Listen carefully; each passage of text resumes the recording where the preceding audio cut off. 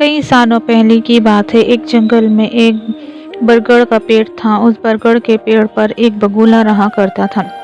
उसी पेड़ के नीचे एक बिल में एक सांप भी रहता था। वह सांप बड़ा ही दुष्ट था। अपनी भूख मिटाने के लिए वह बगुले के छोटे छोटे बच्चों को खा जाया करता। इस बात से बेचारा बगुला बहुत परेशान था।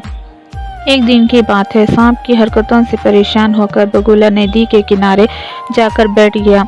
बैठे बैठे अचानक उसकी आंखों में आंसू आ गए। बगुले को रोता देख नदी में से एक केकड़ा बाहर आया और बोला, अरे बगुले भैया, क्या बात है, यहाँ बैठे बैठे आंसू क्यों बहा रहे हो, क्या परेशानी है?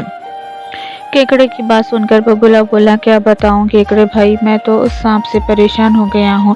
वे बार बार मेरे बच्चों को खा जाता है। घोंसला चाहे जितना भी ऊपर बनाओ, वे ऊपर चढ़ ही जाता है। अब तो उसके कारण दाना पानी भी लेने के लिए घर से कहीं जाना भी मुश्किल हो गया है। तुम ही कोई उपाय बताओ।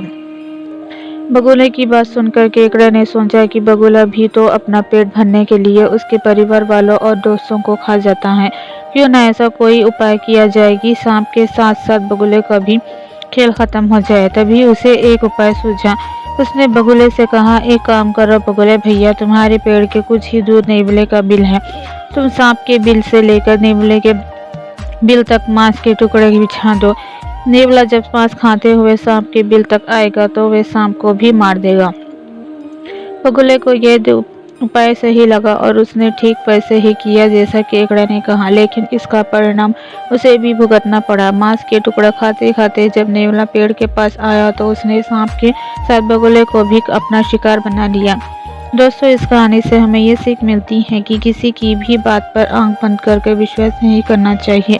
साथ ही उसके परिणाम और दुख के बारे में भी सोचना चाहिए।